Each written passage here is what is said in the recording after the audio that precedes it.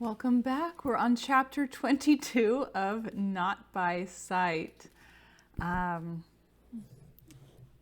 They figured out a bunch of big juicy details last chapter, and let's see if they can resolve some things between Jack and Grace. Filled with anticipation, Jack stood at the rail of his balcony the next afternoon and considered his options. Like the iridescent green of the labyrinth stretching out across the grounds below, his future now seemed fraught with twists and turns and traps. How should he proceed? Last evening, after returning with the others from Margate, he decided to abandon the ruse of remaining blind. His announcement received a hug from Mrs. Riley and cheers from the remaining women at the farm, while Edwards, Knowles, and Townsend had yet to quit smiling. He still felt reluctant to remove the mask, however. Re-emerging into life's stream after being immersed for so long in his quiet pool of darkness would take time. Jack was thankful to Grace for helping him take the first plunge. It amazed him to realize he'd had more social interaction in the past 24 hours than in the last several months. Many in Margate were grateful for his and Marcus's efforts after the bombing, aiding with the injured and helping search out those who were unaccounted for. Jack hoped the experience had bolstered his confidence enough to re-enter society on a more long-term scale.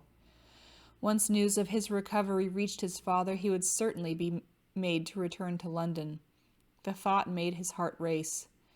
As Stonebrook's heir, he must look to the future of the estate, even if that future now seemed like the labyrinth, difficult to navigate, unless someone knew the way.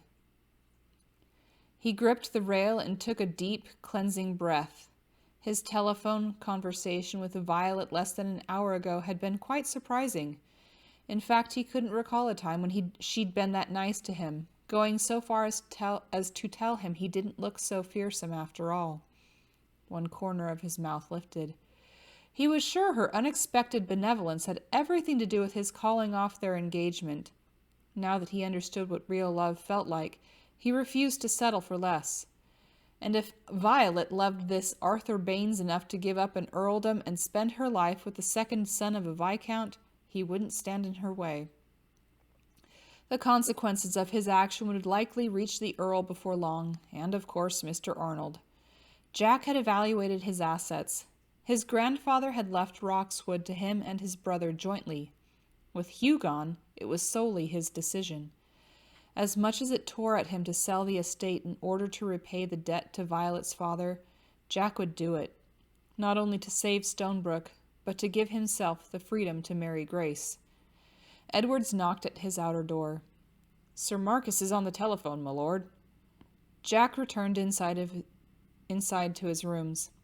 "Tell him I'll be with him directly," he called as he retrieved his mask from the nightstand beside his bed. The painted toy soldier lay beside it. Jack thought of Hugh and their childhood game in the hedge maze, and his confidence in always being able to win against his older brother. Now he felt uncertainty. He'd said some terrible things to Grace.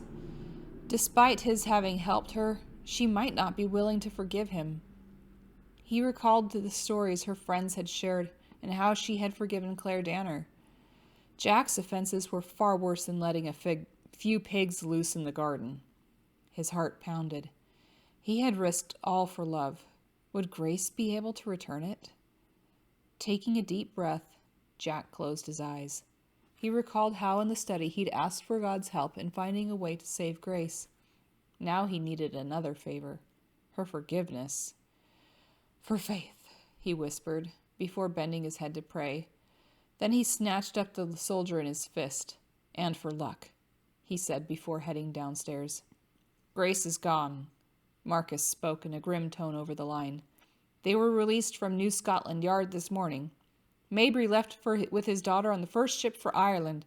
He's got a brother with a farm just outside Dublin."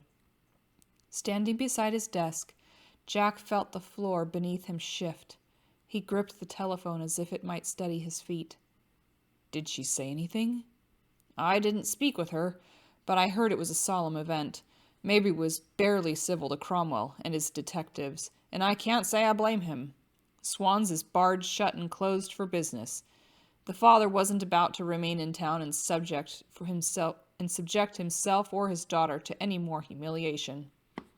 Guilt stabbed at Jack's insides. Did Mabry indicate when they would return? No. Marcus let out a sigh. The scandal has ruined him. I understand before the war he put the bulk of his wealth as collateral to expand his tea room franchise. Now, because of the manpower shortage, building progress has been slow. And with these latest events, the bankers have backed out entirely. Mabry ruined. Jack recalled the accusations he'd hurled at Grace about Patrick Mabry and knew she would likely include him in the blame for destroying her father's livelihood. He replayed their last conversation in his mind, the ugly words he'd spewed against her family. She'd been telling him the truth, yet he hadn't believed her. Grace had come to him, welcomed his embrace, shared the passion of his kiss, and he'd destroyed it all with cruelty and suspicion. He cleared his throat. What about her brother? Jack eyed the painted soldier he'd placed on top of the desk. Never would he forget Grace's devastation when he accused Colin Mabry of defecting to the side of the enemy. Does the army have any new information? There was a mistake in paperwork, so Colin Mabry wasn't at the post he'd been assigned to. Once the problem was sorted, they discovered he'd been working with our sappers, the men excavating a new line directly underneath the German tunnels in order to lay explosives. Marcus paused, then added, Not much time for letter writing, which explains why Miss Mabry wasn't receiving his correspondence. So they found him? Jack asked, relieved. It gets worse, Marcus said. Often the enemy ends up digging a parallel tunnel within a few feet of our own. The Germans must have heard our racket and beat us to it, setting off their own explosives. Our line collapsed. We had 4 inside, all of whom are listed as missing. Colin Mabry. Jack grabbed the toy soldier and clenched it in his fist. Is there any chance they're still alive? More than a week has passed since the explosion, and our tunnel rats still haven't been able to pinpoint the exact location. Without food, water, fresh air, it's unlikely. No one's notified Patrick Mabry yet, since he's still traveling. I'm sure the army will contact him in Dublin once he arrives. I hate to think of how this news will affect Grace. Jack couldn't speak for the knot in his throat. Well, I've got to get back to work. The war goes on, Marcus said. Will you be all right? Jack released a bitter laugh. I'm hardly the worse off, Marcus. I still hide away here at Roxwood, nursing my scars. His voice turned hollow.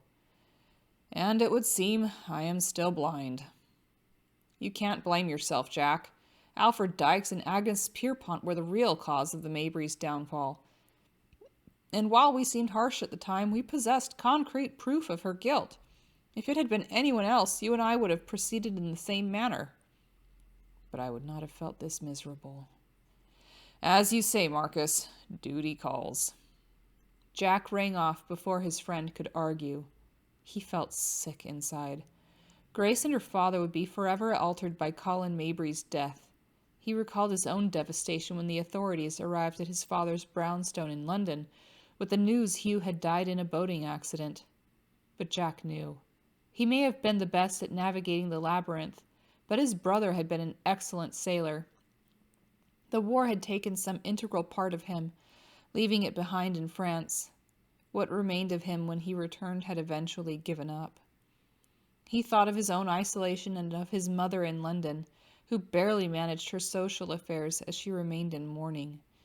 The Earl, his father, continued to grieve in the only way he knew how, with the punishing inflexibility he demanded of himself and tried to perpetuate upon his only remaining son. Their family had never been the same. Despite his friend's logic, Jack felt responsible for ruining Patrick Mabry's life. He'd also fallen in love with the man's daughter. He'd kissed her, held her in his arms, and then proved his fidelity by calling her brother a traitor. Marcus had said the odds of finding Colin Mabry alive were unlikely, as it had been over a week.